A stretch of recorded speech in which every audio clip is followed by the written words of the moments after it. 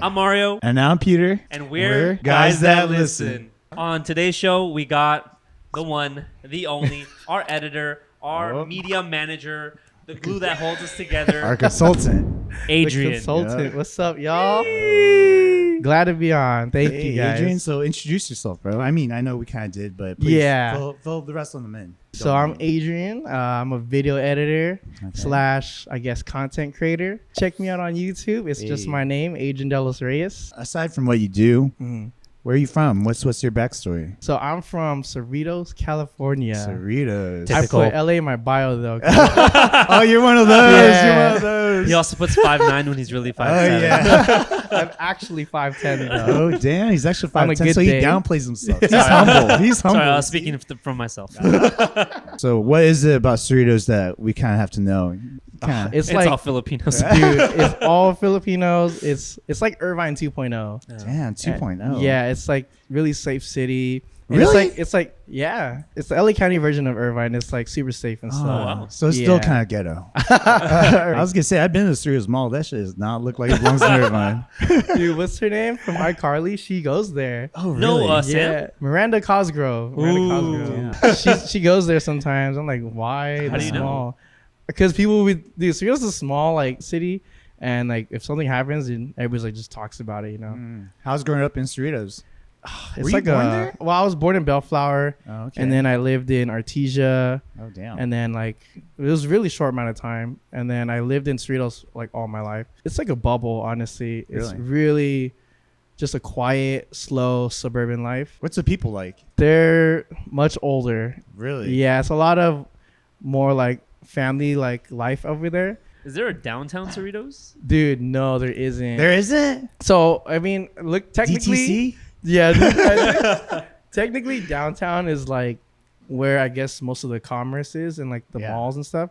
So that would be where Cerritos Mall is. But there's no like nightlife, and I think they do that on purpose. You know? Yeah. So like there was this one restaurant called Hiwa. It's like a restaurant at day, and then at night it's like a nightclub. And then Broth Shabu, they used to. Well, they recently just stopped having the same thing. Like it was like broth in the day, and then at night it was like there's a cover charge. They had bouncers. What? At fucking Shabu spot? Yeah, it was so funny, dude. Like they had bouncers, they're like wearing Timbs and like Kevlar vests. How long ago is this? This was very recent, and they very recently just stopped because they were told to stop. I think Damn. because there's a lot of fights. I don't know, like why, dude? This is a broth shabu spot, bro. Yeah. Actually, Cerritos used to at Liberty Park. Have you heard of that park? I have. It's next to Cerritos Mall. It's a super nice park. They had a track field, and like they used to have 2 basketball courts, and like hella people would go there. It was like popping, but there was always fights. There was like stabbings. I think there's even shootings. That sounds more like Santa Ana than it does Irvine to me. That sounds a lot like Santa Ana. That's true though. Without the downtown. I mean, I was a really young kid, so I don't really know. I just knew like my dad wouldn't let me play at the basketball courts there. Your dad wouldn't let you hang out at those places? Yeah, it's just because like I guess he would hear that there's a lot of like fights and stuff going on. Is that why you're not like that? Probably, dude. I was like, they're the parents that would like want me home at a certain time all the time. Like I always had a strict curfew. Really? If I was so Last year. so like after like high school, I went to West Coast University, which is like a nursing school. Yeah. Yeah. Surprise, I'm not gonna say right? anything about that. I'm so surprised. Big surprise. I was really young, and like I entered it when I was 18, and then the classes they're accelerated programs, right? Oh, So it's like 5 hours back to back. You get like shit. literally a 15-minute break in between. That's a lot. 5 It's- hours back to back. Yeah, it's accelerated program, and you Yeah. get out of it quicker. But it would be like from like 10 a.m. to like 10 p.m., right? Yeah. And then I have to be home at like 10:30, like on the dot. Holy shit. And then like even if I got like food after, like usually the only things open that late is like Taco Bell or In-N-Out. Yeah. And I might just eat, you know, because I'm so tired. But they would be like, as soon as it's 10:30, like bam, like calling me, crap. where are you? Like yelling at me, and like I'm just trying to eat. Like I'll be home soon. So did you have a good relationship with your family, or? Kind of like, not really. I feel like just like a lot of Asian families, out of a certain age, there's that emotional distance. You know, at least for my experience, I know that we became like emotionally unavailable to each other. and I was secluded a lot in like my room.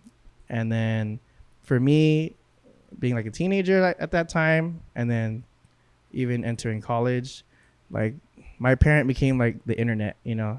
Mm-hmm. Yeah, and I just learned everything through there. Yeah, wow. You know, you don't get the birds and bees talk from, Yeah. especially with like Asian families, you know. No, you don't. No uncomfortable conversations, but they show their like love through like actions, you know. They So cut fruit for you.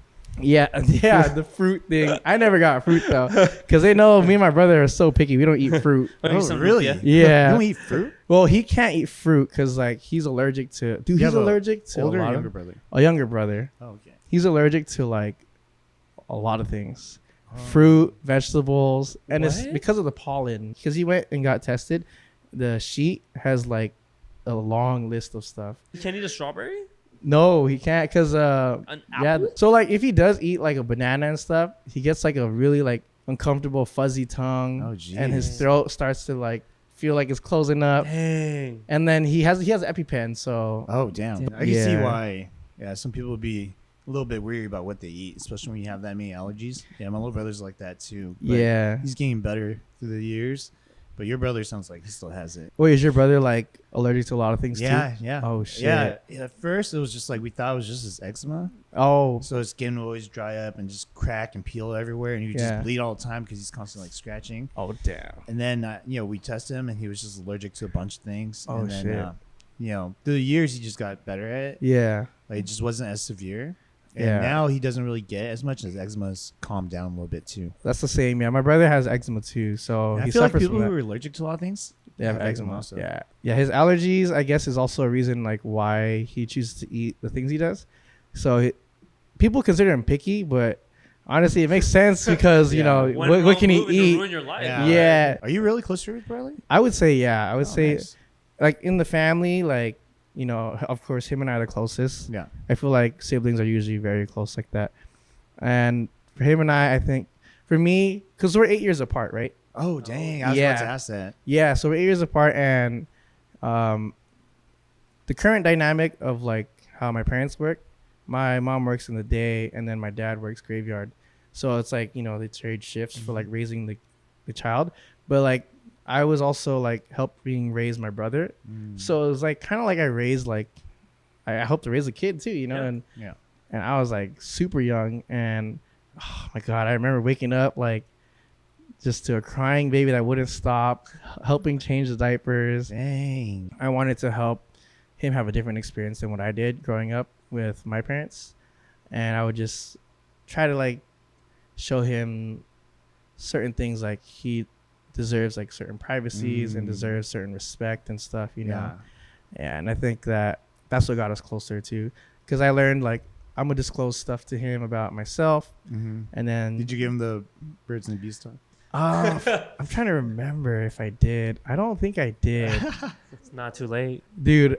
So I guess that's something I picked up from my parents too. Yeah, I was gonna say. So you have a good relationship with your brother, obviously, right? Yeah. But your parents like switching shifts, having to take care of another kid. Yeah. And you also being busy taking care of your brother too. Yeah. Do you feel like you have like a disconnect with your parents more so? Because like with my parents, like they were always gone. Yeah. So, for me, I always say now as an adult, like I know they worked a lot to provide for a specific lifestyle, but I kind of wish that I got to see them more. And that Yeah. that would have been the lifestyle that I preferred. Yeah. But how's it with you? From what I recall when I was younger, it was a very affectionate family. Mm-hmm. And like we did a lot of things together, and then they had my brother, which is not a problem, but I think there's a lot of problem more so with between my parents, Mm. and then that affected their relationship with me, and Yeah. then that kind of happened during a time where my brother was, I think, too young to remember, but I experienced like a lot of like the fighting, like they're always Yeah. arguing and like in front of you. in front of me, yeah. And like I said, I was the type to be secluded in my room and like just be on the computer and then dude, years of that, like I try to remember really hard like the years of like when it all was happening. It just Yeah. feels like I can't remember, and I'm like, damn, Really? this shit is repressed then probably, Yeah. you know, like. Yeah. And I come to this point right now where I think like there's like a lot of healing that my inner child needs. Me having to see that every day, like expect that every day, you know, and like there was just it was a huge 180, you know. I don't know, out of nowhere, and that's very, in my opinion, it would be traumatizing for any kid because you have this one very affectionate, loving memory of the family, and then all of a sudden it just flips, you know, and then there's all this stuff that they're going through. Yeah. And then my brother was thankfully too young to know any of that. I remember I told him one time, he's like, "Oh, I didn't know any of that," and I was like, "You motherfucker, you lucky." So it ended before then, It right? did. Like they stopped. They're still together, right? Yeah. Okay. There was a time where they were like separated and stuff. And my brother, he was, I think he could remember maybe that part, but I don't know if he remembers it too well because he was still very young. Yeah. Of course, I remember it really well. And I remember like when my like dad was in my room gonna tell me about it. Remember, I'm just sitting there and I'm just like on my computer as always, and he's trying to tell me something very serious, and like he's like, "Yeah, I don't think, you know, your mom and I are gonna stay together." Oh wow. And I just remember, I'm not even facing him. Yeah. Anybody normally would react. Yeah. I just continued just staring straight at like my laptop, and then I was like, okay, just waiting for him to get out of my room and I play that back in my head because I'm like, damn, that's fucked up for all of us, you know? Yeah. Because one, he's trying to be vulnerable and share something with me, but how can you do that when I've had such a disconnect with you for that kind of years? relationship. Yeah, but like you said, like I try to like not talk about my personal life like that because I don't want to feel like I'm knocking on my parents, but like No. they've provided so much, like financially, you know, like they've taken care of me and my brother so well in that term. But it's like you said, you kind of wish they were just there. And I have a friend that I know, like she kind of went through the same thing where they had a big house and everything was like taken care of, but there was just no like connection, you know, like, and it just kind of hurt the family. But then I think they had like talks about it and stuff, and then they downsized the house and they like hang out more, and that's all it really took, you know. It's like, it's crazy that one form of like love can be interpreted very differently for someone, you know. And it is cool, like, yeah, we have that like stability in terms of finances, but man, what about the mental stability? Well, that's like a sorry, you said this plays back in your head, right? Do you think there's something left for you to do? Is there a call to action for you that you are scared or refusing to take right now because of this awkwardness or this uncomfortability, this like, you know? It's super awkward. It's because, do you know what it is though? Do you know what you have to do? I think like family therapy would be great, but even I think, okay, as much as I think that that's great, I still have that, oh God, like, you know, like, oh my God, dude, like, and because especially with like, I think in Asian culture, like therapy is stigmatized so hard. Yeah. And it is in any culture, but like especially so with like, because they'll be like, "Well, what's wrong?" Yeah. Like, everything's wrong. What do you mean? Like, what's wrong? That's Where do exactly you want to what I'm start? trying to figure Where out. do you want to start? Yeah, and like I think it's sort of like I wish they would just take that responsibility, you know. But it's tough because It's really hard. will they ever? Are they even aware about it? You know? Yeah. I would say they are aware about it, and they're probably in a similar position as you, and waiting for someone to say something as well. Because at least for me, like I resonate with that, especially I come from, you know, minority family as well. My parents working and everything too, you know. For me, it was a little different though. Like my mom would always tell me, "Hey, your dad's not here because he's working. You know, he's out there trying to provide for us." So I always I understood that as a kid, you know. Yeah. And like even though I didn't get to see him, like in my mind, like I built up this idea where like, yeah, he's not here right now, but like he's like sweating, he's bleeding, he's like, you know, doing his best to like give us like a life here, you know. So I was always kind of like cool with that. Like I understood that from like a logical point of view. And when he was there, like, you know, I would try and like, you know, spend time with him.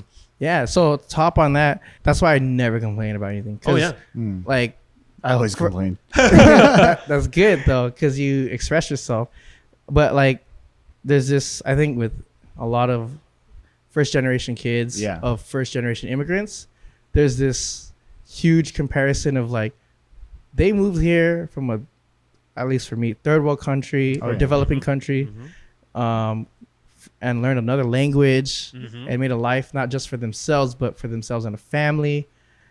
And you want to complain about like, I don't really get to see you that much. And that sounds like it's not asking much, but it kind of is, because like they have this survivability mentality. Oh yeah, dude. Like they're very trying different. to, Immigrant parents, completely different than immigrant kids. They're born built here, you know what I different, mean? Yeah, for sure, very bro. different, dude. I always tell people, like, if my dad knew like perfect English, dude, he'd be like a billionaire by now. Like he legit, his life was like Game of Thrones. Like he was like orphaned at like 12. His land got stolen from him. He was sent away like hundreds of miles. His siblings all separated. He had to grow up in a whole other city away from his own siblings and like insane. try and struggle, move to another country, you know, like, and all that. And like for me though, like I guess my motivation and like why I don't complain either is like I play that story back in my head. I may not have been like experienced those struggles, but as like as a secondary experience, I kind of like lived through that to like help me motivate myself. You know, that's good. And like for me, it's like, you know, you say you're like first generation and stuff like, and you're talking about like how you feel like you're still like a kid in some aspects, like, and you know, why aren't like they taking responsibility for this? Like, I have been in that same exact position, you know, and at a certain point, I was like, you know what? I have to take responsibility for this shit. And like I've made moves in my family, like, and I feel very happy and very proud of like what I've done, in a sense where it's like we had that uncomfortability where we don't talk. We don't like really like, you know, you let things kind of under the rug. It's kind of like awkward here. Not awkward in that sense, like you still co-live, especially, you know, but it's like there's things that you need to talk about, but you don't talk about it. And like at a certain point, I was like, you know what, I'm tired of this shit. We're gonna talk about this. I talked to my dad. The person I talked to most recently was my sister, where it's like you say you and your brother have this really close bond, and I love that. Like I'm jealous of that, because like me and my sister have this, like, we're both very quiet, we're both very introverts, so we like understand each other and love each other on a very like we know that mutual understanding. But we finally talked about it, and like we're getting to know each other better. We're hanging out, and I'm bringing her out with my friends, you know. And you know how that you described that? I don't know, we're so fucking awkward. Like that feeling right there, it was. And I finally did it, and it's so fucking freeing. Like, really. I got past that right there, and I was like, wow. That's all I needed to do. Just like talk about it real quick. That's it. And I did it, and I was like, what? And I've done the same thing with like my family, and I'm like, you know, there's things we need to talk about, like dad, mom, like you guys are fighting over stupid shit, or like you guys are doing this, like you guys aren't taking care of yourselves with this. We need to take steps as a family, and now we do. Like now we hang out a lot more. We like try and eat healthy together. We'll work out together. Like we legit like try and like work as like a family unit. But because we had this fucking uncomfortable talks, you know, those are the toughest too. Yeah, they are. And like, I know it's very simple, right? But it's simple but hard. It's not easy. It is. And I make that distinction all the time. Like things can be simple in terms of like concept or understanding, but easy is different. You know, that's like simple would be like just talk to them. But is that going to be easy? I don't think so. You know? Yeah. And that's what I mean, you know, for me, it's like my parents and me, I don't even know if they really know, and I wouldn't know unless I asked them, right? Like you guys say, like, and it's like, I know I'm traumatized, because as soon as I hear like them raise their voice, like they don't fight anymore and stuff, but on rare occasions, maybe they raise their voice or whatever, I feel that same triggered, like I get triggered, dude. Holy shit. I feel that feeling. I get fucking like scared. It's not even because they're yelling at me. It's just, I hate that I have to relive that again. And even doors, like when they slam, I'll get so triggered. But it's not like any doors. Like it's not, if you slam this door, I'm not gonna care. It's because I'm in. Slam it right now. If it's like, it's because I'm in that setting where I've experienced that many times, and those things will trigger me like all the time. And I just get very like, not even now. I think just what the natural reaction is, I literally like shut off. I just like shut off. Wow. Yeah. Because I didn't know how to cope with it back then and how to deal with that. I didn't even understand like what to do because what am I supposed to do? I'm like a kid, like, you know? Yeah, you don't know. And then even now, I'm like 30. I'm like, I still don't really know how to deal with that. I just know there's a problem. Like, I'm aware of it, you know, like that there's that trigger and that there's that part of like my inner child that needs to be like healed and talked to. And I don't know if the solution is talking about it with my parents or I would rather just go to therapy first. Probably a mix of both. Yeah. Yeah. You know? I would rather just go to therapy first because that would not be a bad idea. And then the therapist will just be like, yeah, go talk to your parents. Yeah. But sometimes you just need it from like someone else. You know, like when someone else tells you, sometimes it just makes a lot more sense. Because I know right now I'm just trying to avoid that. You are. You know, I really definitely am. I know. Because it's just like fucking uncomfortable. Uncomfortable. I know, dude. I know. I fucking been there, man. Like, I know. It's so funny that you say that, like, that you reckon, but it's cool because you recognize this trauma and these triggers. Yeah. Like, for me, I feel like all minorities have some aspect of this, you know, some kind of like trauma growing up in this, because these are people from a third world country in a whole other foreign country trying to do their best to raise these kids. They're gonna make mistakes. You know, they're gonna try their best, but they're gonna make mistakes. You know, and I see it in myself. Like, my dad is a very like type A person, very like alpha, very like he used to yell a lot. He used to be like very angry and stuff. And I purposely like cultivated my own personality to be the opposite of that, to like be very chill. Like, you can like, you know, a lot of stuff happens throughout the day, anything, any kind of triggers, any kind of emotions, like okay, you know, I'll just accept it, flow, go with it. But it's because I've never wanted to be like angry. I've never wanted to be like the kind of person who yells, you know. That's true. So I see it in myself, but I'm like, you know what, I like that. Like, I'm cool with that. Like, I'm cool with keeping myself like that. Like, it might be like a form of like trauma that I've cultivated, but I'm like, I do like who I am. Yeah. You know, because of it. No, that's. I think a lot of people do that. They don't want to be like certain aspects of their parents, right? So they develop certain, I would say, like methods to avoid that, and that's what you did. And that's what I did with my brother too. Like, I wanted to like show him that you do deserve respect of your boundaries and like privacy and all that, and to respect you as a person. Because like, you know, with Asian culture, respecting your elders is a huge thing. Like, talking back is like ultimate disrespect. But like, talking back to them is any form of like just conversation that goes against what they're thinking. Even if you're just trying to say like even if you're just trying to bring to their awareness, like, why are we disagreeing like this? Like, they're just gonna be like, stop talking back. Like, and that just teaches you like, okay, well, you have to respect authority no matter what. But then, like, that's just a horrible example to like have, because then you just learn to not value your own opinion, you know?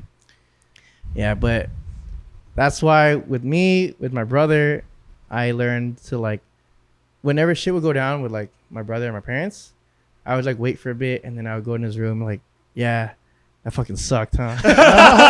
You know, I was like, dude, fuck those guys, huh? No, dude, worst roommates ever. No, are they even paying rent? No, but like, I would come in and I'd be like, no, I get where you're coming from. Like, this is how I dealt with it. So remember you were talking about my curfew thing? I was advised by someone at West Coast. Shout out Tuscan. He was like he's definitely my kuya back then, you know. I mean, I don't see him as much now, but he was like, I was always complaining about it. I'm like, dude, I come home 10:35 and I get shit for it. And like, my curfew's 10:30. He's like, this is what you do. Every time you come home, just come home 30 minutes late than the set curfew, right? I'm like, so 11. He's like, yeah. So I would come home 11, and he's like, I was like, Tuscan, I got shit for it again. He's like, no, don't worry about it. Just keep doing it. And then I was like, okay. And then I would go back, and then I would push it more. He's like, all right, 30 more minutes. 11:30. And you push it to the point where it's like, oh, I can't deal with this kid. You know? And then they just realize, because that just makes them realize what you're actually instilling is you're making them realize, oh, I can't control him. Like, because they had all that time when you were young to instill in you that they can control you. But then as you grow older, they start to understand, oh, he is his own person, you know, and he can make his own decisions and stuff. And so then with my brother, I would just share those kinds of things. He doesn't care about going out like that anyway. So Which it is doesn't apply. yeah, here's some life apply to hacks, him, dude. Yeah, he wouldn't care about like. So some of the funny stuff is like when we try to like rearrange like our room or remodel something, there's always this impasse that happens when we have a conversation with our parents, right? So like, let's say he wants a new desk in his room, but what is he gonna do with the old desk, right? Yeah. So simple, we'll just throw it away or donate, right? But when you go have that conversation, you tell, all right, let's say you're my mom and you're my dad, like, oh, I'm gonna get rid of my old desk, I'm getting a new one. My mom was like, oh, what? What are you gonna do with it? What are you gonna do with it? No, let me donate it to let me give it to the Philippines. It's always give it to the Philippines. Yeah. And then dad's like, no, you're not gonna give it to the Philippines. You're just gonna keep it in the garage. He's gonna hoard it. And then he's like, no. And then it gets to this. It's the same shit every time, and then it's the same argument, and then it literally does just stay in the garage sometimes, or it'll be in the balikbayan box. I know you guys know what I'm talking about. It's like the Filipino brand of like a box that they send to the Philippines, and they would just be in the box forever and like never sent or something. Jeez. But I remember my brother was so mad because he couldn't get like his table like replaced in the room. Partially my fault because I told him, oh, just tell him. But then I was like, oh, you know what? Yeah, honestly, what you do is you just do it. You just order it just first. do it. Just do it. You don't tell him anything. A big box comes in, they go, what is this? They're just gonna say that, and then you just assemble it. You get rid of the table yourself. You just do it yourself. Yeah. And he just and it's like older siblings always will pass on that kind of like parent life hack knowledge, you know. Yeah, it's always usually the older siblings who kind of pave the way. Yeah, you know, because like my whole family was like that too. Yeah, you know, I have like a little sister, little brother, and they're all like totally okay with being inside all the time, but I wasn't, you know, because I coped with it a little differently than you did because I used to do that same thing. Like it wasn't on my computer, but I was always playing video games. You know, like when they would argue, I'll just turn the volume up and just like phase it out. You know, until where it just like you couldn't phase out anymore. You know, where the arguments were not in the living room and you were in like the back patio or something. It was in the same room, in your face. Yeah. And then the way I coped with it was I would just go like skateboarding. I would go out, you know, and I'd go out later and later. Right. And then eventually led to me meeting friends where we would go out at night and start drinking early or whatever. And, you know, I would get in a lot of trouble because, you know, you always think as a little kid when you come home drunk and your parents see you and you like talk to them like you're stone sober. You're obviously not. You know what I mean?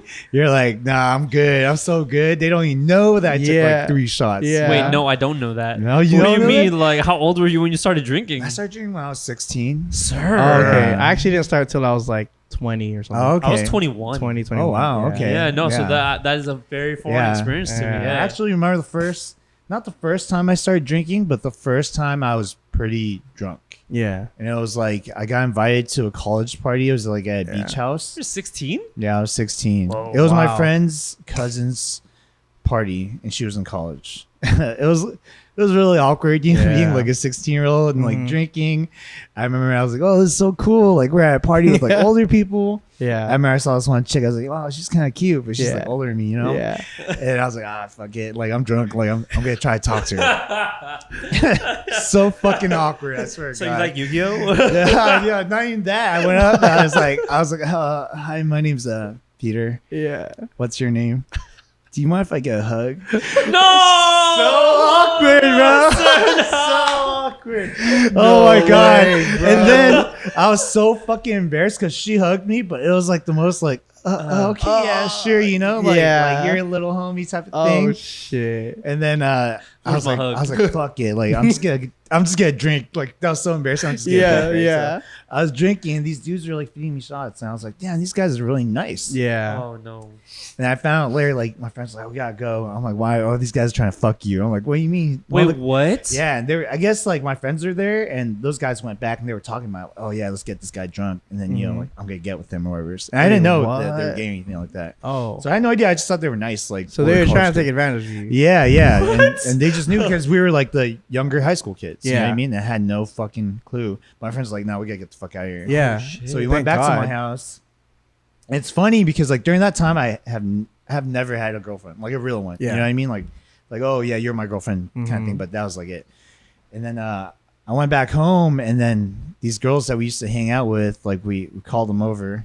I don't know why. I guess we were just drunk. Yeah. They came over, and they were a little bit younger than I was. So they were a year younger. So you're 16, they're younger than they're you. 15. The fact that you could just call girls over to your house too. At 16 or 15. Yeah. Well, like I said, I was already like going out, prior then. I just wasn't drinking. I was staying out late when I was like 12, Okay, yeah. So at that point, when I had called them over, like I remember I went back into my house and my dad came out. Yeah. And I was just like, oh, hi, Dad. Yeah. And he was like, what are you doing? I was like, just hanging out with friends. Yeah. Why? And then I tried to keep my face completely straight while looking at him, like trying not to show any reaction. Luckily, I don't turn red when I drink. Yeah. You know what I mean? Oh, yeah. Yeah, I don't have that Asian glow. That's like a dead giveaway. Luckily, I didn't have that dead giveaway.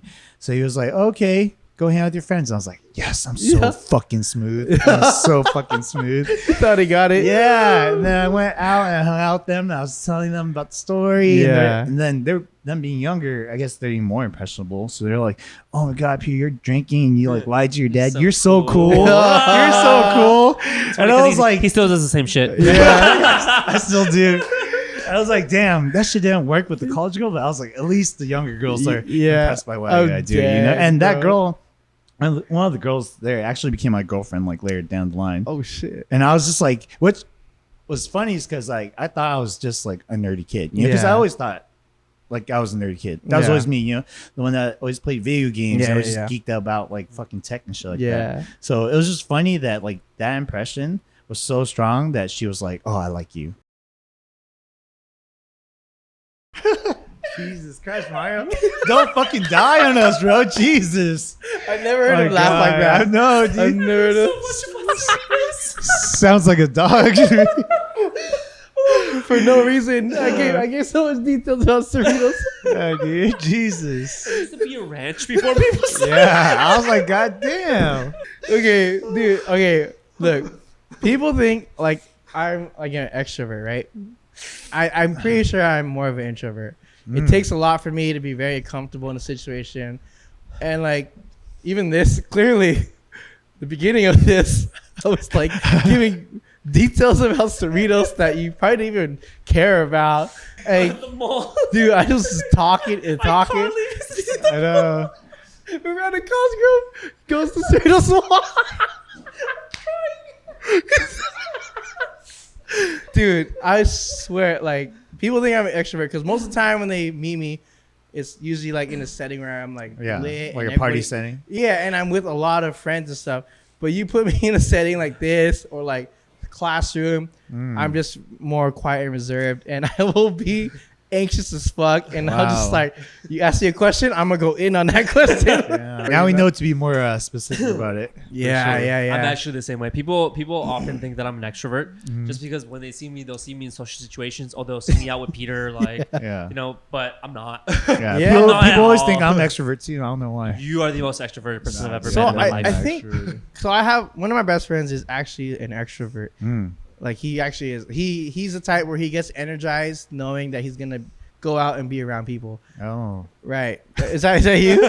I don't know if that's me, to be honest. It's kind of hard so to judge. I've heard, or I read online, like most people are both. You just lean towards one more. I've heard.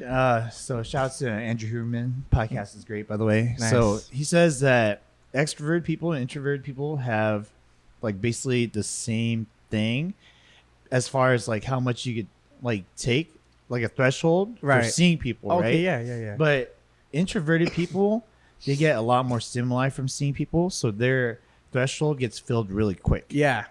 So you're like, oh, I see 3 people, I'm like, oh, I'm good. Yeah. Right? Yeah. Extroverted, they don't get enough. Yeah. So it's like they need a lot more. There's no cap to fill. Yeah. You know what I mean? No cap. So they all have caps. They both have caps. Oh, they do. Okay. Both have caps. Extrovert just need a lot more. Higher. Yeah, it's just a lot higher, right? Right. But also in the same way, like that's why I've never really liked people categorizing themselves as extrovert or introverted. Right. I feel like you kind of like pigeonhole yourself in like that label, right? Yeah. Because also like if you're introverted, but you're like putting yourself in extrovert situations that you like being social and stuff like that, and it's fun, you become more extroverted. You come off as extremely extrovert. Yeah. Like me. Like people all the time were just like, you know, oh, you're super extroverted, like you have your YouTube channel, blah, blah, blah. Like, no, like these are controlled situations that I know, and I have, you know, like even if like I'm like asked to go somewhere, like I kind of want to know, like, all right, well, who's there? How long are we gonna be there? Like a lot of conditions have to be met, and I'm like, am I like a checklist? Yeah, I'm like, am I like mentally ready for that and emotionally ready for that? I've actually heard it a different way, where it's like, you have introverts and you have extroverts, and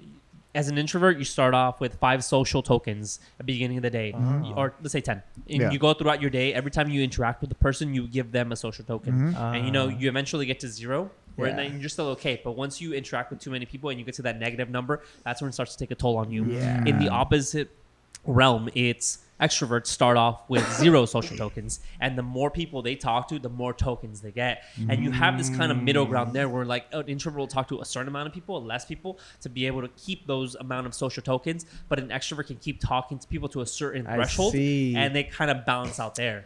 I've noticed, at least with myself, if you consider me an extrovert, I do, that that it works more with me when like that person has similar energy.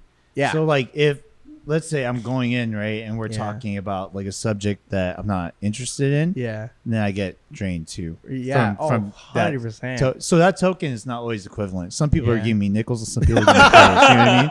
So I think it's a little different. But also I think like from what I see, like with COVID and like the lockdown and everything, like even the most like extroverted people have become more like introverted, and that's because like those conditions that you're fulfilling, like not seeing people as often, I think you become accustomed to it. That's what happens, you know. And so it's almost like nature versus nurture. Because that is like how human beings work. You know, it's just not like you're born this way and that's it, and you're stuck in this certain persona. You know what I mean? I think you could definitely be accustomed. It just depends on what you do. That's why I say like, you know, if you generalize like introverted people only have like 5 tokens to give away, that I don't think that's true, because if it's, let's say 5 people that you don't like, yes, you will be giving away those tokens. Well, you're giving an extra token there. Yeah, exactly. It could be you actually pay an extra tax. You mean 3 tokens. But let's say it's like your homies. Like, you know, for instance, a good example is that like some introverted people will not even go like 5 miles for a company party with a bunch of people they don't like, they don't fuck with. Oh, you know yeah, what I mean? But they'll drive across like to a couple other cities, like go to LA for like 3 or 4 friends that they really like. God, you see what I'm saying? That's so true. Yeah. And then the fact is that introverted people just don't like to have any kind of like interaction. They're like specific ones. Right. Honestly, just the fact that small talk is very draining for introverts, I think is just enough for a lot of introverts to be like, this is good a reason enough not to show up. It depends. It depends though. Like, as for me, like I consider myself like an extroverted introvert. You know, my baseline is introvert. Like I consider Peter an extroverted extrovert. I think I'm on the same page with you. I think I'm an extroverted introvert too. But at least for me, it's like I realize that I have social situations that I need to interact in, you know, so I practice. Like I'll go out and I'll try, you know, like I know that there is times when I'm like, I need to go out, and if I'm placed in a social situation, I need to be good. I need to be charming. I need to be social. I need to interact with the person. Like we can start off with small talk, but we'll have an actual conversation after, you know. But it's all learned behavior. At the end of the day, you know, you as an introvert sometimes you do hate small talk, but you are the one who can create that next level, next step where it's like you take it beyond small talk, you know. Okay, so that's very interesting, because I was gonna bring up how that affects like the dating life, right? Because with just friends and stuff, it's pretty easy to like just put on that face and like, you know, like have that small talk. But then it's crazy because in my experience with girls that like have shown interest with me, they've met me when I'm like lit or like in a certain setting, right? It's usually when I'm lit, right? And then that's when I'm like 100% extrovert, and I'm like that dude who's like, you know, just that kind of confidence, right? And then they'll meet me like sober, and I know this. I'm like dreading the meeting sometimes. I'm like, oh God, I gotta like be that kind of Adrian, right? Because they already got this idea. They have this image set, and then I'll show up per diem hype man. That's in my bio. Check it out, dude. Check his bio. It's so funny. My bio history was like full-time hype man, and then it went to part-time hype man, and then it went to per diem hype man, and then I'm like, damn. what am I doing, dude? I'm like fucking like in my late 20s, changing my hype man, like hype man, my hype man availability. Yeah. But go on, tell us about your introversion. No, yeah, like I'll be like, that there's that extroverted Adrian that they meet, and then obviously when you want to hang out with you sober, like they don't see that. There's a huge like disconnect, and then like, well, who is this guy? Like, you know, and I always had that kind of like dread to like. That's why I like personally didn't like dates. I think that just ties in with a lot of introverts too. He's just having to deal with a lot of that small talk and getting through that before you can get to like a connection, you know? Yeah. But especially more so because I showed you this crazy side. Yeah. He's so fun. Yeah. Outgoing and fun. Center of attention. Attention whore. Yeah. And loud. Very loud. I'm very loud. You're very loud. Yeah. Like that's really good vibes too. Yeah. Anytime like Adrian's in the spot, I'm like, oh, good vibes. Yeah. The laugh, right? The laugh. It's the laugh. It's definitely. You're like, oh, he's here. Sure. There it is. And I love that. Like, I love that side of me. I don't know if I would want that to be me all the time. Yeah. Like, that's a cool side, but like, that's not really who I am all the time. And it became like this thing where in the beginning of like dating and stuff, like I would actually be like so afraid to like go on dates and stuff because I'm like, fuck, like now I gotta be that same one or like who are you really? Yeah. And then I've had that, like girls would be like, what's up? Like, and I'm like, what do you mean?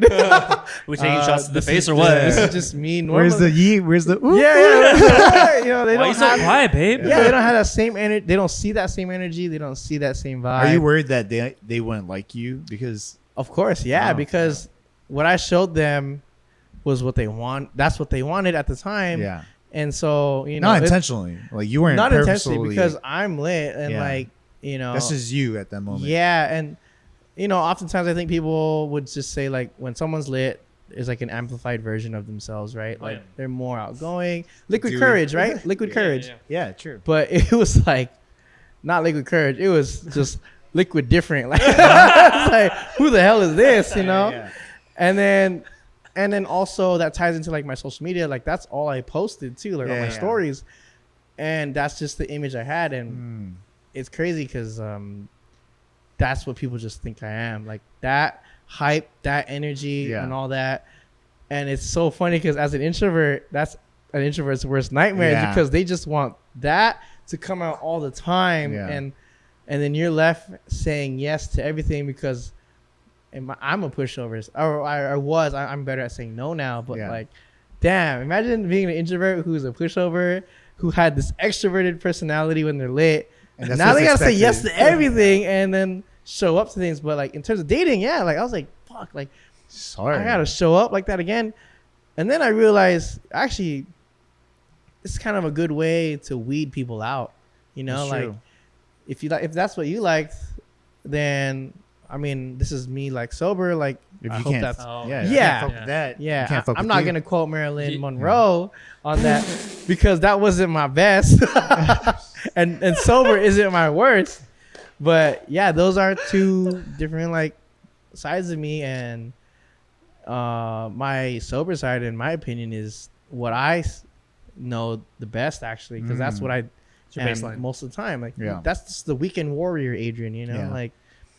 And that was a good way to weed people out. Like, if they didn't fuck with it, then that's cool with me. Let me ask you this. Has anyone met you sober and disliked the drunk you? Oh, man. So opposite side. No, I don't think so. I think it's more surprising for a lot of people. They'll be like, because the sober Adrian, in most regards, is just pretty reserved and like quiet. Until he's like really comfortable, right? Yeah. I like how I'm talking like third person. Until he's but then they'll see that and they're like, whoa, what the fuck? Where did all this energy? Where did all this vibe come from? And I think that just speaks for like a lot of introverts. Like I think that's how all introverts are. They have so much to offer and so much to give that they just need to be comfortable. And then you'll see that, and it's like you would think they're extroverted too, you know? And I think that was the case for a lot of my classmates because in a classroom setting, I'm always quiet because I mean, it's You make one bad joke, oh god, Yeah. you're stuck there the whole semester as the kid who made a really bad joke. That guy's not funny. Yeah, not funny at all. So I would like just be there, and then like somehow like we share like Instagrams and stuff, and then they would see it, and then like, what the? I've like they would like comment like, what the heck? Like, what is this Adrian like? Yeah, where's this energy and all that? It's cool to see like for me, and then. But then you start to realize too, like how powerful a tool social media can be, like of like sure. highlight reel, highlight reel of your life and stuff. It's crazy that you say that how like your classmates and girls like didn't realize like you're actually like this other version of yourself. Because I didn't realize you were an introvert till this moment right now. Yeah, I don't know if I did either until recently, because me and my friends were like chilling and we were talking about it, and. Because one of my best friends that I mentioned earlier, he's an extrovert for sure. And then we were talking about it, and I was like telling him, I don't really know if I am an introvert. Like, I really get drained like a lot. I need time to myself and stuff. Like, I have all these conditions to meet and stuff. And they're like, dude, you're a fucking introvert. Like, that's not an extroverted thinking, like. But I feel like also like depending on the phase of your life, like it could completely shifted. You know what I mean? Like maybe at one point you were, and maybe at one point you weren't. Because when I was younger, I didn't fucking like. I mean, really young, like 12 and under. I didn't really fucking go out or anything like that. I was mainly at home. I love playing video games. You know what I mean? Like I was always stuck in front of the TV. Yeah. I think it was only until I needed like that outlet to get away from my parents fighting that I find out that I actually enjoyed being social. And maybe I enjoyed being social because I hated being around my family. You know what I mean? No, it's facts. That caused maybe some kind of trauma in my head that I'm like, hey, I'd rather not be home alone and just hearing people yell and fight and scream and stuff like that. I'd rather be out. I think introvert and extroversion is very malleable. Yeah. It is not nature or nurture. It's I mean, maybe there's a base of nature, but nurture has such a huge impact on it. Because now that you brought it up, like I remember when I was younger, I went to Catholic school, right? And Catholic school kids are fucking mean, dude. They're just so. I was bullied the entire time I was there. And I think I was the most bullied kid there. Wait, why? I said, by God. Yeah, dude. I don't know. You must repent. Like I feel like I was naturally extroverted. Like when I was a kid, like I was friends with everybody, guys and girls, and then I would just always get shit. Like there was one point. So I have like my childhood best friends, right? There's like 6 of them, and I remember. We were kicking it, and then 6 of them. Yeah, and I still see them to this day. Oh wow! Yeah, I know them since 1st grade, and I remember we were kicking it one time, and then one of the homies was like, "Hey, Adrian, why does everybody hate you?" And then I was like, "Wait, what?" I didn't really catch it. Yeah. I was like, "Wait, what did you say? What did you say?" And then Alan's like, "Shh," and then I was like, "Okay, I'm picking up on some vibe here now," and I was like, "Wait, okay, what's going on? Like just be real with me." And then he's like, I was like, I don't know, but like everybody in the school hates you. That's like everybody. Wow. There's like the 1st graders. Why would they hate me? They don't even know their math. Yeah. Like they don't even know how to say a full sentence. Like no, but it was just that I don't know what it was. There was a lot of kids bullied there for sure, but I was bullied like, in my opinion, the most. And I feel like cause I was just, in my opinion, from my memory, I was naturally extroverted, and then that bullying. That nurture aspect formed me to be more introverted, And, of course. Yeah, and I have that reaction of like, now I have that kind of like reaction of like having a very sensitive sort of mentality to people's opinion on me, I mean, that makes a lot of sense because let's think about it, like if you meeting people was a pleasant transaction, most likely you will be extroverted. Right. But because you sometimes find it unpleasant, that's why you deem yourself many introverted. times. You see what I'm saying? Yeah. And I think like that's 100% true because like I had the opposite experience of you. Like when I was younger, like I played video games all the time. Didn't really need to talk to any other kids. But then like I remember I was getting bullied. Yeah. And I was like, holy crap, this kid's beating the shit out of me. And I was like, okay, I got to do something to like survive, you know? And one of the first things I did, I think I was like in kindergarten. You're getting bullied in kindergarten? Oh yeah, dude. Oh, yeah, dude. It was like by this big black kid, and I came up to his name is Andre. Shouts to Andre, by the way. you helped me through the years, man. Oh man. But yeah, he would like bully me and just like smack me around and stuff. And I remember Kindergarten? yeah, dude. Probably because I had a bowl cut. But I remember I came up to him and I was like, okay, I gotta survive. I gotta adapt somehow, you know. And I was like, I don't know what I was thinking, but I came up and I put my arm on his back and I scratched it. And he's like, "What are you doing?" Yeah. And I was like, "If I scratch your back, you scratch mine, right?" And he was like, "Okay, yeah." I was like, "Okay, so we could be friends." He's like, "Yeah." And you know, at that moment, I was kindergarten. Yeah, this is kindergarten. Yeah, shouts to Jackie and Tao, to my kindergarten friends. But I was in my head, I was like, I actually didn't even want to be friends with him. I just want to save my ass. Right. You know? And I know that like that's carried me through like my whole life because I still do that till today. Yeah. And in different ways. So, you know what I mean? Like if I work for someone that I don't like, trust me, I'm a chameleon. You only know that I don't like you. You know what I mean? Yeah. So it's like I find those moments where it's like I need to survive. Like I need this job, so I'm gonna act a certain way in this interview. You know, it's gonna get me by. You know, with certain people, it's like okay, we gotta talk business, right? You gotta fucking like rub elbows and shit like that. Yeah, I understand that I gotta do that because I could tell when like someone doesn't like me. You know, I'm really aware of that, and I think that's because I've noticed that since I was younger. Right. Yeah, and I didn't want to get rejected or you know beat up or you know basically all the negative things. Yes, when you're young you develop that hyper awareness because of the trauma. Yeah, and it's crazy because you know we're over here like me and Mario like damn kindergarten, and then for me like I was bullied that young too. Yeah, but like I'm just realizing now like at our age I mean at the time when you were in kindergarten and first grade and stuff, to us, that's how it seemed, right? It seemed so serious, and it seemed crazy as fuck. Definitely. And then our adults are just gonna like dismiss it. Yeah. But like the way we explain it, even now, that's how we saw it, right? Yep. Yeah. Like him saying, "You scratched my back," or "I scratched your back," "You scratched mine." And he takes that to this day. You know, but as a kindergartner, you're probably, "You scratched my back." Exactly. Yeah, but like to, damn, that's so crazy because and that's why I think it's important when you have your kids like. You talk to them just like an adult too. Yeah. And because it'll help them work through it too. Like, damn, that's wild though. Because that shit shapes you, dude. Like, that whole mentality. Like, I can say the same thing too, where it's like, I remember being bullied from like second grade to like fifth, maybe sixth grade. Yeah. And it was all by this girl. Her name was Georgina. Yeah. Georgina, that's my mom's name. Oh damn! Oh my god. We're actually friends on Instagram. Adrian's mom came to the school ground, lifted Mario up. Shout out Georgina. We're friends on Instagram. I'm dead, bro. But like she bullied me like all through elementary, and then in like sixth grade she was like, "I like you."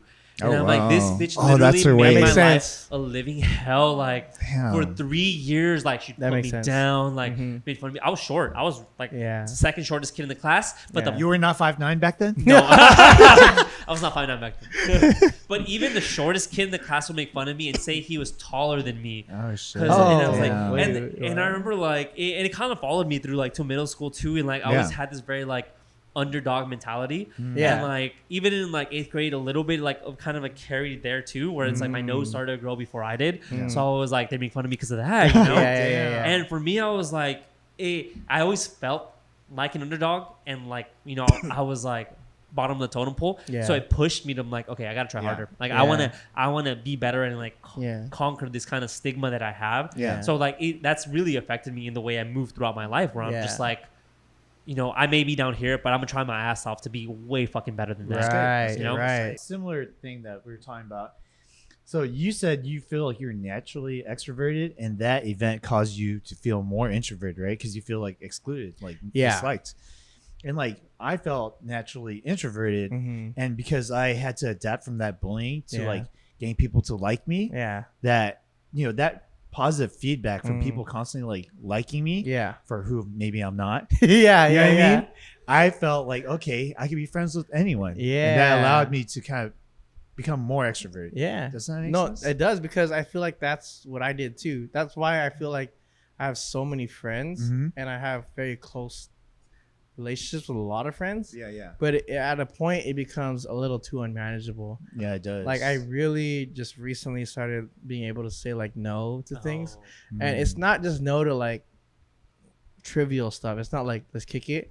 No, it's like milestones. Like, come to my baby's birthday. yeah, come to the baby shower, come to the wedding, Come to your kid's birthday. Can't say no. Yeah, especially at our age now. But okay, Yeah. but before how we're in our late 20s, it'd be like, come to my birthday, come this and that, and I would always feel very obligated because I'm just trying to always be a good friend to everybody. Yeah. And not only does that like spread myself thin, but like that hurts the pockets a lot. Yeah. You know, and then I don't know, I just started trying to say no, and it surprised me because the people that you consider good friends, if they really are, they would very much understand, right? Like Danny, shout out Danny, fucking love you, dog. You know, his birthday is like the end of this month, right? He's going to Vegas, and I had a blast.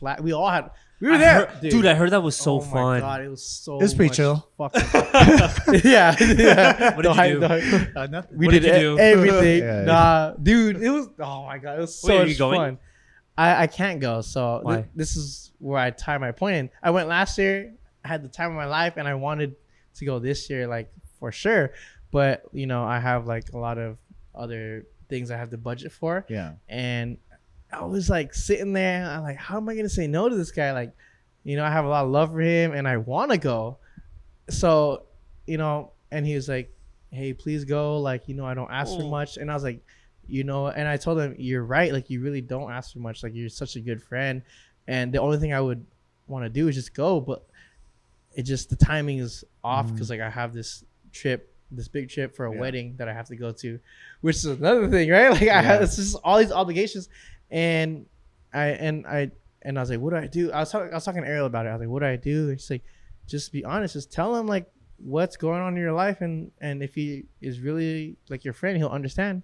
And I sent a paragraph, and I have this weird thing where like I feel like if I have to say so much, I feel like they're gonna think I'm bullshitting. Yeah. But really? I don't know why. But then I realized if I just said, oh, I can't go, sorry, that's actually worse. You know, like me trying to keep it brief is like my response. But so I told him like all the things that were going on, and he's like, oh dude, it's all good, understandable. Yeah. And that was it. And I was like, that was it. You know, and I was like, damn, like to say no seems like so hard for people who are like pushovers, you know, like it seems like you're simple, not easy, right? Yeah. Oh my god, you got it on point. Do you feel like you're a people pleaser? Oh, for sure, dude, 100%. And it's throughout the years I've definitely tried to work on it a lot, and it was definitely much harder, especially with the social media presence that I portrayed, you know. Like they're always like, well, you went out, like why can't you go out for me? And it's like, damn. And there's a lot of times where like there was a time where I resented people for how their expectations of me were, right? Like, okay, yeah, I post when I'm having fun and I'm going out, but what else do you want me to post? Like I don't want to post, I mean, no shade to anybody who does this, right? Like you want to post like you're doing like regular things like, oh, I'm gonna read a book or fuck you. Yeah, I knew you were gonna say that. I knew you were gonna say that. I was fucking waiting. You can go back and see my face getting ready. Yeah, I saw it. I knew you were gonna say that. No shade. Bitches like, love the quotes I post for my books. Yeah, no, in fact, and like kidding. somebody is posting books, you look like you're very learned. You look like you're very educated. Yeah, educated, cool. for sure. That's cool. And That's you're drawing Mario. a certain crowd, right? You're drawing a certain crowd and attraction. But like I just thought it would be fun to just post when I'm having fun. Yeah. I like to share when I'm having fun, and I am having fun when I read. No, that's so true. That's so true. It makes it sound but fuck you. That's not even what I even Why say. do you hate literacy, Adrian? That's so funny. There's a What do tweet. you have against books? Yo, there's a tweet where it was like, yo, Twitter knows how to twist shit all the time. Somebody could say, I like pancakes, and then somebody say, oh, why do you hate waffles? Yeah. What? I didn't even say that. You can read books. Read books. Yo, did you see the one where it's like this girl was like about to do this TikTok and she hits the like the bedpost? The little thing. And Oh, yeah. Was in it? Yeah. TikTok twisted into everything, you know.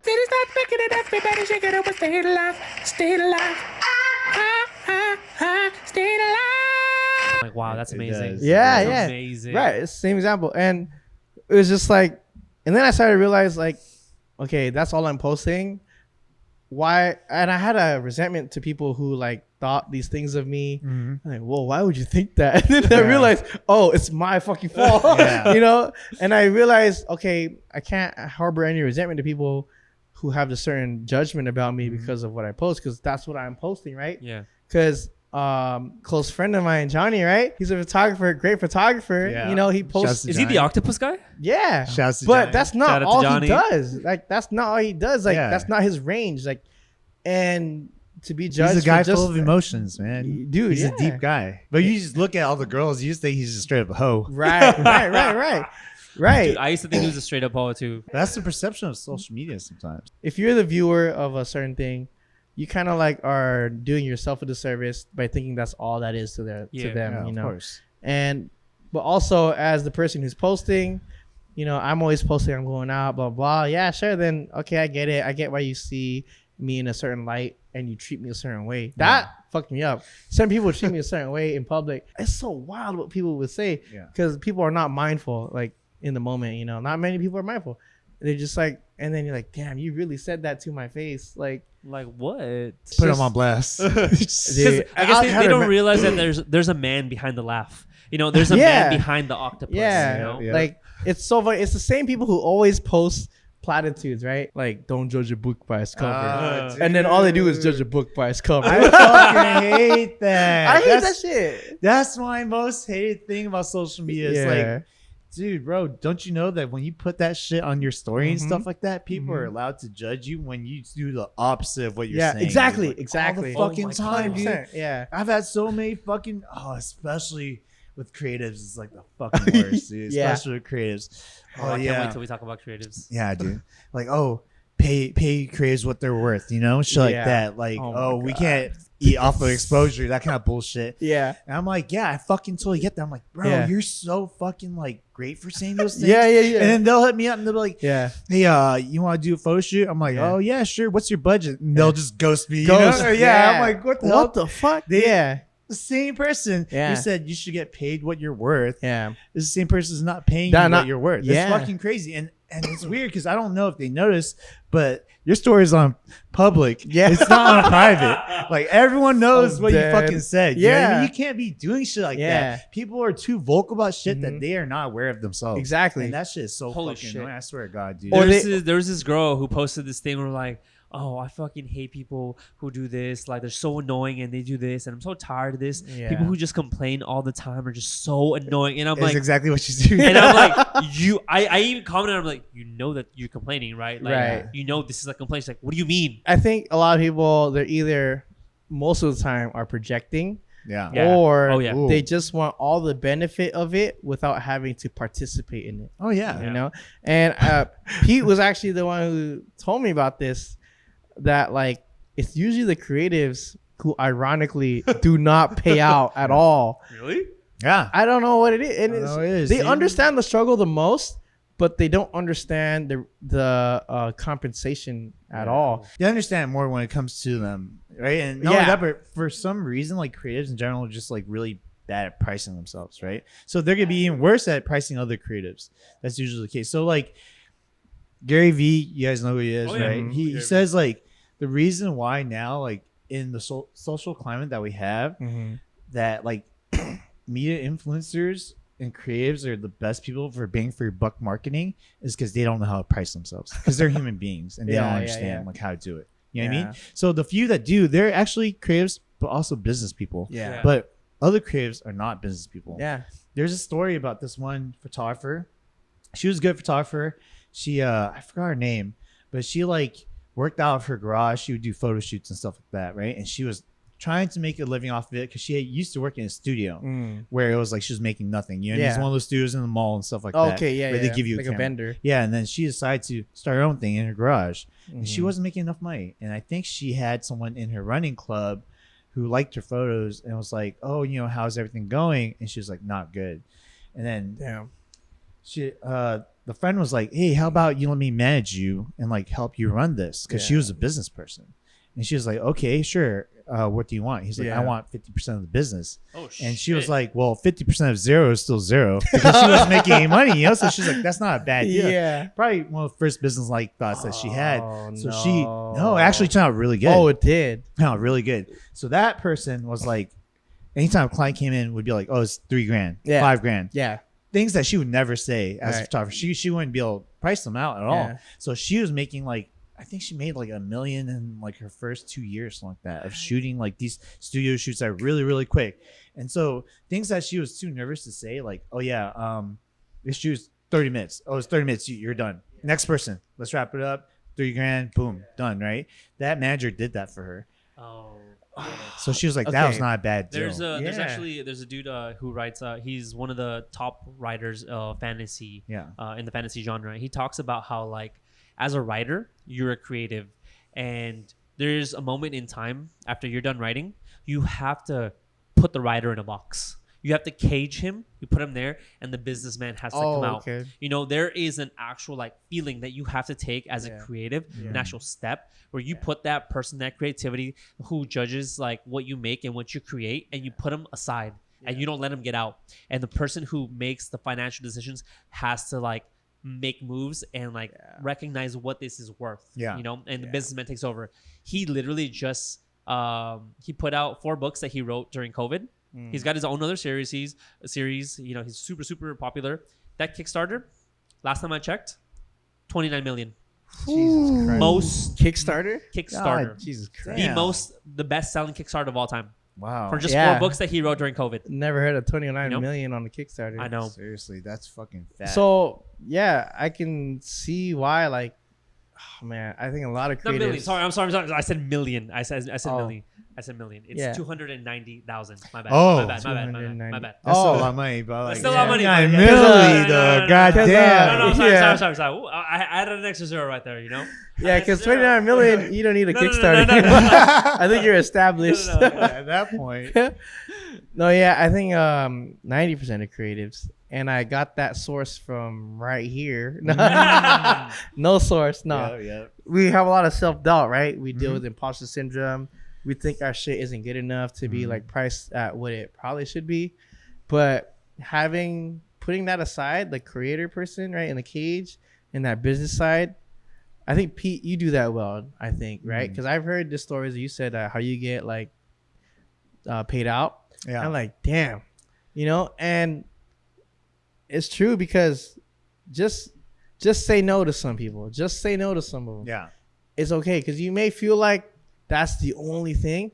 If you think that, you're fucking screwed, dude. Because then you're only gonna be grasping at the bottom feeder kind of shit. Yeah. No, You're gonna be grasping at the people who will treat you like shit. Yeah. And there's people willing to pay for what you produce because there's no one else who's gonna do that same shit like you. You know what I mean? Yeah. You're different for a reason, you It's know. the 2080 rule. Mm-hmm. You hear about that? No, wait. Oh, 2080. Yeah. Okay, So I think I they have, say yeah. like 20% of your clients make up 80% of your income. Yeah. Right? Yeah. But Oh, people like shit, to think yeah. about the other way where it's like 80% of your client makes up 20% of your income, Yeah. right? So you're always like, oh shit, this other artist was gonna charge only $200. I'm like, damn, Yeah. I'll do 150. You know, Yeah. it's like a race to the bottom. So you're trying to get yeah. way more clients, right? And what happens when you get way too many clients is that your work suffers, right? It's not as good. The quality gets dumbed down, and then guess what? You basically just manifested your own like pricing, which is Right. like at the bottom. So you're like a self-fulfilling prophecy. Yeah, you're like Yeah. self-fulfilling prophecy. I think you know? what doesn't help is knowing like websites like Fiverr. Oh my god, those people are the Bro. most bottom feeders, self-fulfilling prophecy ever. They hurt the industry so hard. Don't you use Fiverr? I did. I did. I did. You're toxic. You are my toxic. YouTube banner. My YouTube banner. I did, but like he was from the UK, and it was You actually don't support the Filipinos? I do it they from the just recently. Philippines. I think they just recently started getting all that kind of work. Oh. And it's so funny that you mentioned that because there's like this TikTok. He's supposed to be like a business entrepreneur guy. Yeah. And he's like, here's the infinite money hack, right? And he's like, you get a job with data entry, and then you outsource it in the Philippines. And then somebody's like, dude, that's called labor exploitation. Like, are you fucking serious? You know? But then honestly, like, it's funny because it does. he gets shit for that, right? Because he's a sole person. But companies in America do all the time. All the time, yeah. Oh, yeah. It's called outsourcing. Yeah. You know? Outsourcing. Yeah. Bullshit. Yeah. Yeah. But we're not gonna get a tangent on that because we're gonna. I have seen that shit real quick though. I have seen this dude was talking about years ago. Yeah. He worked out of like it was like he was making like 100K or something like that in some type of data. Yeah. And he would take all that, outsource it to the Philippines, and they do it for him, and he'd get his whole like job done in like an hour. You know, because they created scripts and everything for him too. He just get it all done. Oh, and so he was doing that for like a solid year or two, and then he's like, you know what? I'll tell my company what I'm doing so I can help them, you know? Oh, I heard about that. Yeah. So I can help them and we can get this like refined and everything. Yeah. And they basically like were fired like him, right? They fired him. They Yeah. fired him. And then hired the team from the Philippines. Yeah. Oh my god. So anyway, I hired this guy from Fiverr. Yeah, I'm not gonna lie. I've done some shit like that too. I'm not gonna lie. Yeah. Where do you think we got our logo? No. All right, but to be fair, when I hire people from the Philippines, that's like living wages that I'm getting them. I'm not like over here, some of the shit that you get done for like when people do for cheap, I'm like, what the fuck? You are like losing money. Like, what the hell are you doing sometimes? You know what I mean? And it's like, dude, it's been like that in America for a long time. Those people are called interns. Oh, You know what I yeah. mean? Someone must have been like, oh shit, I'll do for minimum wage. And someone was like, I'll do for fucking free. I've never heard of intern until I was like deep into college. Oh shit. Yeah. So I've never heard intern at all in like high school. Yeah, it's a great loophole Yeah. for companies because Amazing. they will require college credit, Yeah. and then that is how you can be an intern. Yeah. But if you're not a college student, it's actually pretty hard to find internships unless you know somebody. It is. So it just kind of shows like, you know, they try to play it off like it's a symbiotic relationship. Like, yeah, you intern with this brand name company and you can put it on your resume. Man, fuck you. Just pay me something. Yeah. All you're making me do is bring you coffee. Like, you can't pay me $5 an hour. Not even $5. Minimum wage is like $7.50. You can't even do that, you know? That's not minimum wage. Federal? I don't know. Okay. Federal, yeah. Minimum But- wage is 15 here. Yeah, state. Anyway, if we get into that, we're gonna be going on for hours. But Multiple tangents. yeah, internship is wild because I think it should be. I don't know if it's federal or state, but you can't do internships now without pay. Yeah.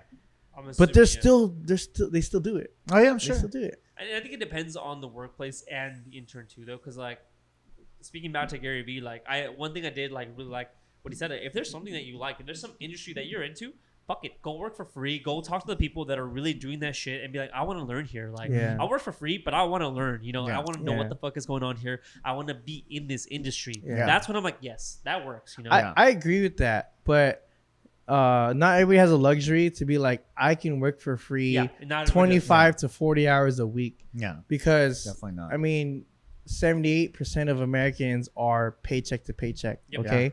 If you're not in that 78% and you have luckily a family that can support you to do internships that are free, do it, man. Yeah. That's the easiest like entry to like an industry. But you know, I worked at like a lot of restaurants where they were wondering why I was leaving the job and like for an internship that's not paid. And I'm like, I'm lucky enough to have a family that will support me to do an internship, unpaid. And then they're like, yeah, well, I got bills and I got a kid.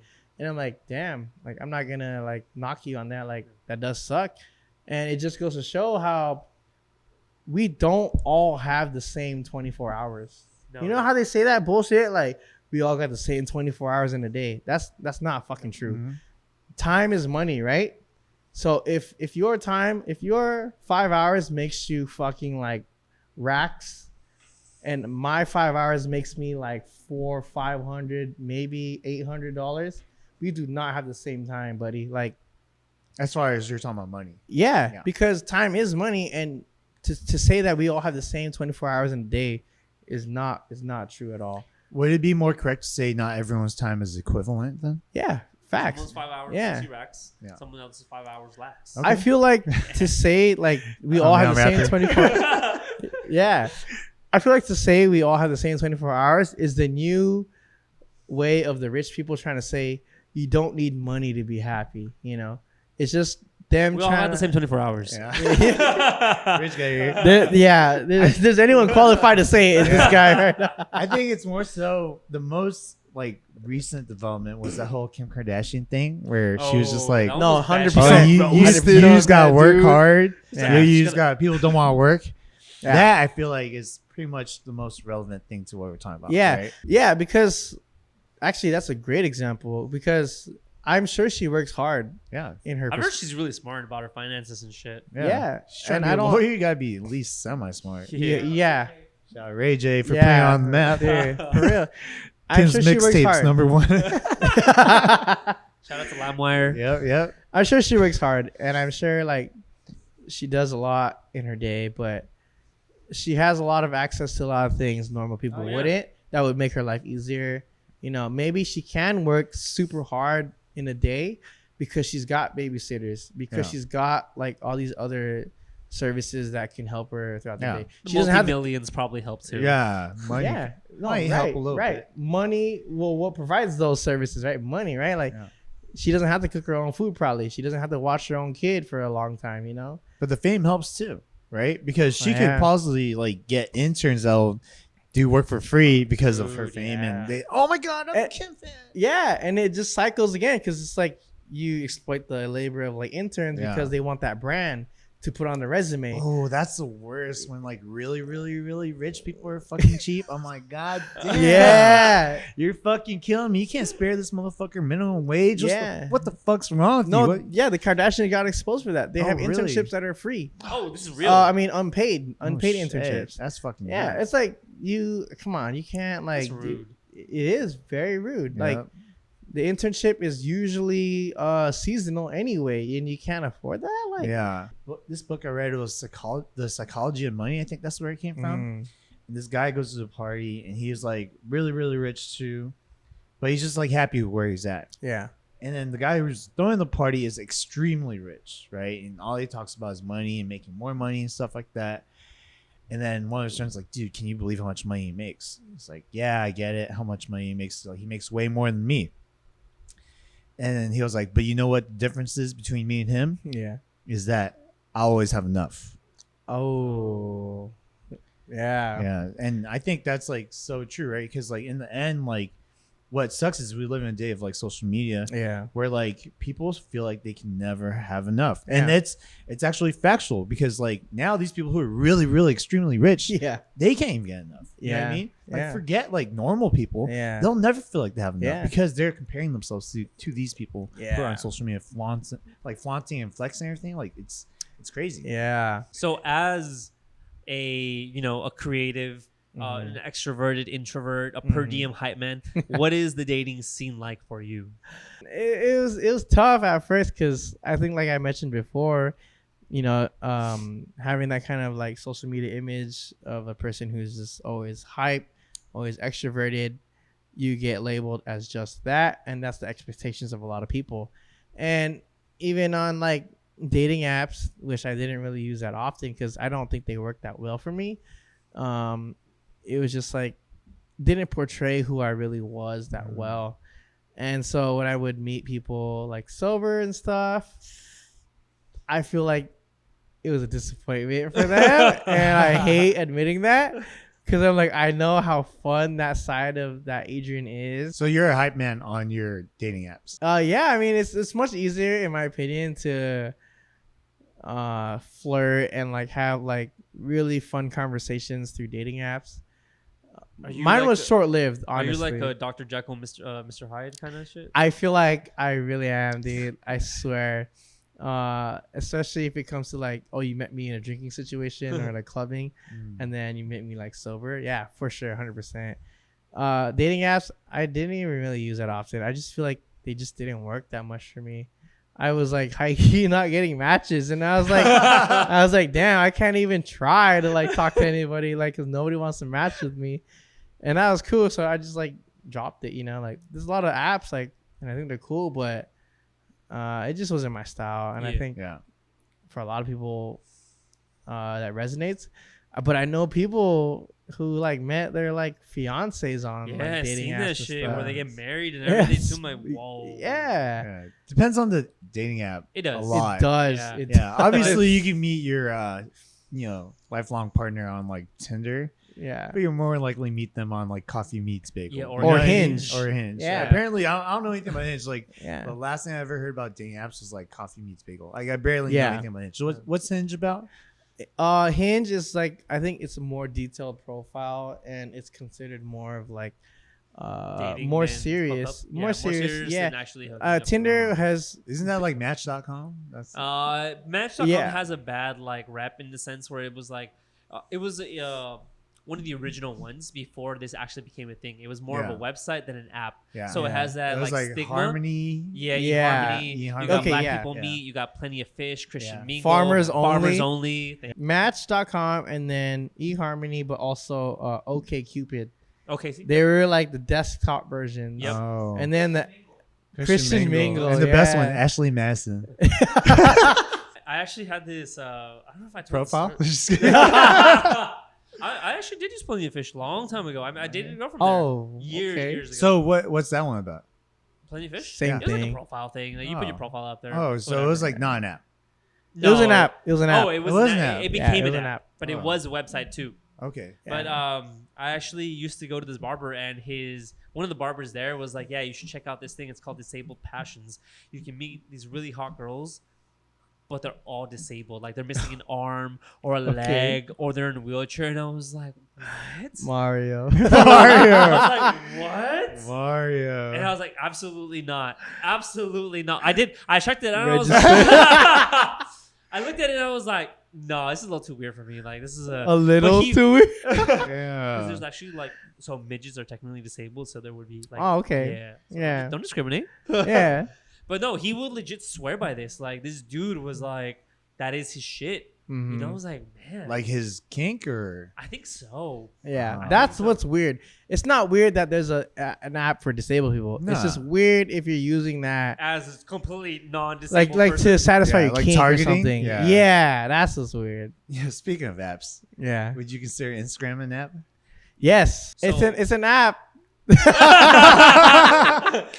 Sorry. Technically, What, it is what an he app. meant is, would you consider it a dating app? Yeah. Yeah, I would because okay, so there's a point where I don't know, I was like 24, 25, maybe 26 and like all of a sudden asking for someone's number was fucking weird. Right? Like in my experience that was how you would try to get at someone. You ask for their number, you start texting and stuff. No, it out of nowhere it just became like you ask for the Instagram. Oh. And then that's how you crazy. vet people and you Yeah. screen people. And for me, I was like, well, I'm 1991. I don't know like if that matters, but like I was like, damn, my Instagram, like to me that was like very personal. You could see pictures of me and like all these things. But then it kind of became this thing where Instagram was a way to portray and show kind of like who you are and you get a feel of it. Yeah. And then if you don't fuck with it, then that's it. You don't have my number because it makes more sense now because your number is actually a big security issue too. Like It can be, yeah. somebody can stalk the fuck out of you with that. Yeah. They can like bother you and cops can't do shit about it because legally they're not committing a crime, you know, and that makes a lot of sense. And I'm glad for that. I'm glad for that movement towards like Instagram or something, but like Instagram too can reveal a lot, you know. Mhm. And I would say yes, like it is an app that helps people like screen and vet like am I fuck with this person or not, you know? And that's why a lot of us do a lot to maintain how the image is on that, you know? I can't because Peter won't take good pictures of me. Wow, okay. Because The I'll only be pictures honest. I have you are good, right? Yeah. He'll legit hold the pictures hostage. Oh yeah, I won't send He them, won't though. send them to He'll be me. like, "When did you take that picture?" And me, I'm like, "Don't worry about it." He's like, I need you to remain single to focus on the podcast. Exactly. You're not allowed to have pictures. Not gonna lie. When he became single, I was like, "This podcast just got so much better." No, but I have used my social media to like my advantage to portray like Oh damn. a side of me that's like, you know, that hype man that everybody thinks. Yeah, perfect example is like the girl I'm recently dating. Actually, right? on that note, Yeah. on that note, I was Uh-huh. gonna ask. I Yeah. heard you met your girl through the Instagram dating app. Do you want The to Instagram dating Do you app. want to walk us through your opening gambit? I'll walk us through. Just hold my hand. Here we go. All right, here you go. Here you go. I got you. I got you, bro. No, yeah. So the girl that I'm dating right now. Shouts to Ariel. Shout out to Shout out Ariel. Ariel. I'm gonna try to keep it confidential, but it's not gonna Fourth happen. member of guys that listen. Yeah, high key. Yep. The design engineer here. But met Ariel through one of my close friends, Dexter. And you guys know Shouts him. to Dexter, Yeah, too. shout out Dexter. Check him out. DXTR, period. Yep. Check him out on SoundCloud. He met Ariel through Twitch because she does study streams, right?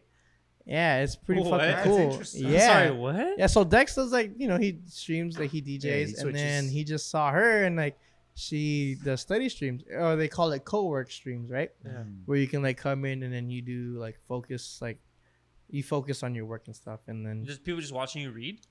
yeah, or like, well, you together, you like will have a break time and then you interact, and then there's gonna be like a set amount of time where you just do your own work on your own, and it's kind of like being in a study group virtually, Damn.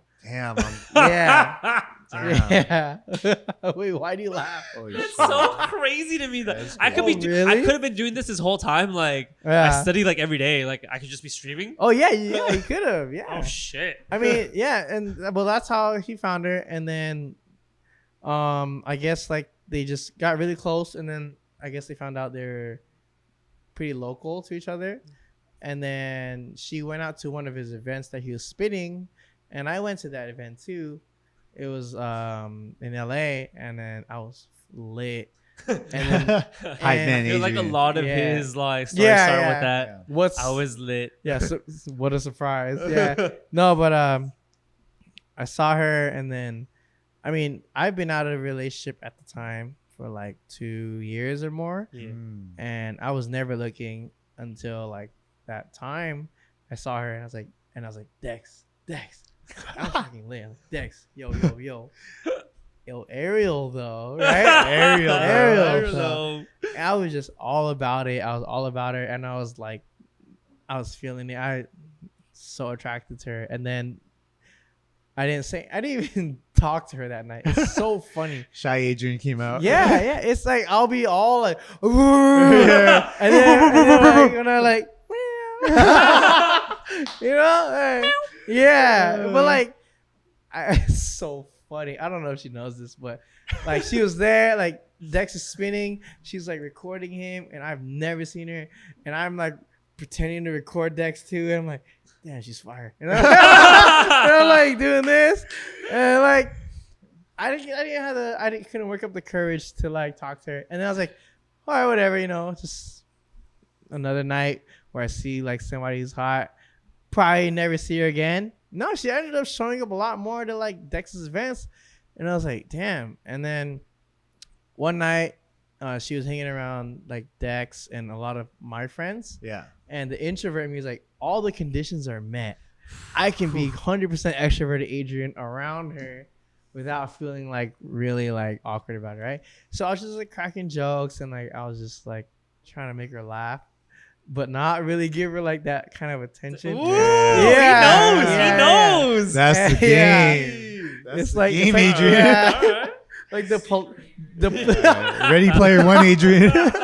the polite negging. Yo, polite nagging. Where they say like, that's oh, it. you open a group of girls, the girl you want to talk to, you talk to her last. Yeah. Yep. Yeah, but not that I was doing It's that. Def Jams. It's shout out to Def Jams. How to be a player. Yep. No, but I was just trying to I was making everybody laugh. Like I was trying to make everybody laugh. I was trying to make her laugh for sure. Yeah, just last though. Yeah. and then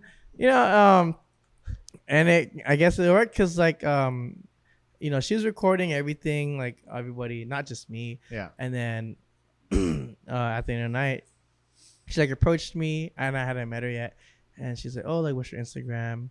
And I was like, "Yes." It worked. You got the end. It worked. You got the Inside. end. Yeah. Because I know like she was probably she admitted, she's like, she just only wanted to ask for Instagram because she wanted to like tag me. Yeah. Because I was so like making jokes and stuff. But I was like, good, because that was what I was hoping for.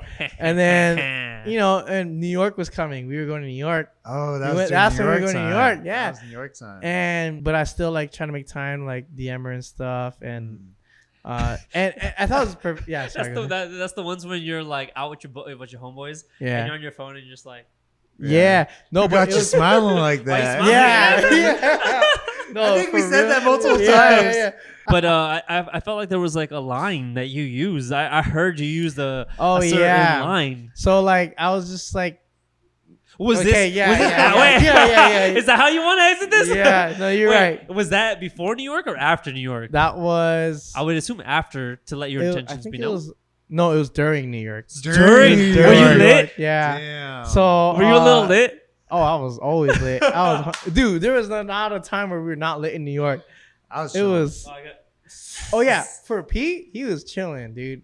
Like, I was dying because it was like probably my first vacation, like out of like state with you guys, where except for like Vegas or something. Yeah, Vegas don't count. Vegas, we gotta get lit. But yeah there was So like, after that night when I like cracked those jokes, she added me on Instagram.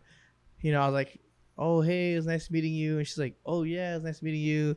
Damn, we got a lot of mutual friends. And then I was like, trying to like, oh, yeah, I'm surprised we didn't meet each other sooner. And I put like a little emoji, just feeling it out. What emoji was it? What emoji was it? It was the one where you're like, eggplant? Oh, okay. What was that? I'm going to edit it in.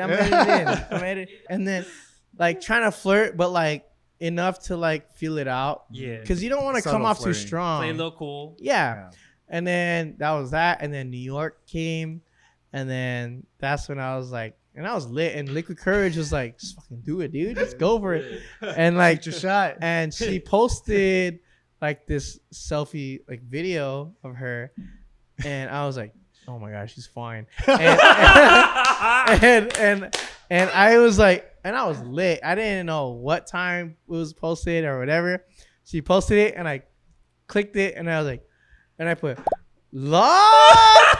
I put LAAAWD or whatever. Jesus. And then let my intentions be known. Any emojis on it or just words? No, just that. All caps. All caps. Oh, all caps. All caps and no cap. Yeah. I was on it, and then she was like, damn. She's like, I didn't even put my phone down yet. And I was like, and I was drunk. And I was like, wait, what? And I looked, I was like, oh my God, it's posted 45 seconds ago.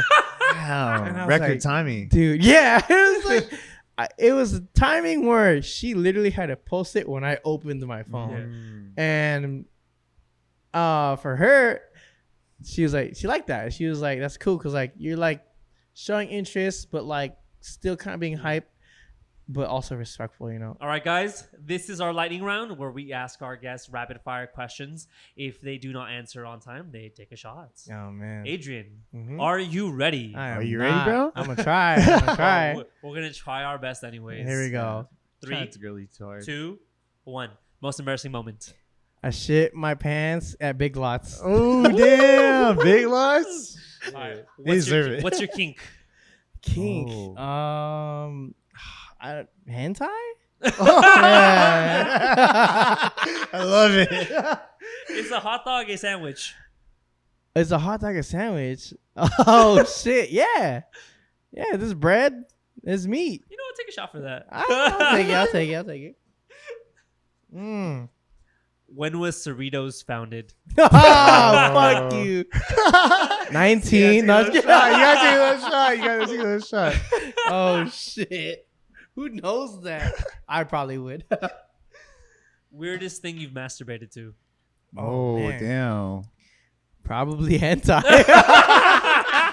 So good. Your turn, Peter. All right, Adrian, you ready? Yeah. All right. Bros over hosts.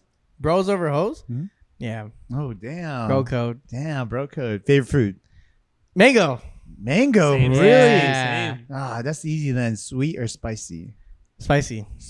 Okay. Spicy. Early bird or night owl? Oh, I'm gonna say night owl. Oh shit! Really? Yeah. Okay. Damn. All right. First crush's name. What is that? The Pink Power Ranger. Oh, Kimberly. Me too. Me too. That's everyone's first crush. Ooh, just a woman with power and a suit. I'm Ooh, dead. baby. Trini is kind of fine too, bro. Dude. Yellow Ranger. The Yellow Ranger? Trina? Trini. Trina. Is it Trina? I think it's Trini. Trina. Trini. It's Trini. Yeah, okay. damn. Adrian survived the lightning round. Yeah, Not bad, thank not God, bad. You bro. did pretty good. You did pretty good. I wish I knew when Cerritos was founded. Though. All right, guys. That concludes our lightning round. I want to say thank you to our great guest, Adrian. Thank you guys for having me. I appreciate it so much. Very therapeutic, very cathartic. Yeah, exactly what I want to hear. Learned so much about Cerritos. Too much about Too Cerritos much that about you didn't even need to Cerritos. know. Exactly. But thank you guys for tuning in and sticking around for as long as you have. Please give us a like. Leave a comment below on what you guys want to hear us talk about next time and what you guys think about our podcast. And make sure you subscribe and turn that notification bell on. Yep. Ding. And again, we appreciate you being here. Mhm. But until the next time, remember, Live fast, eat ass.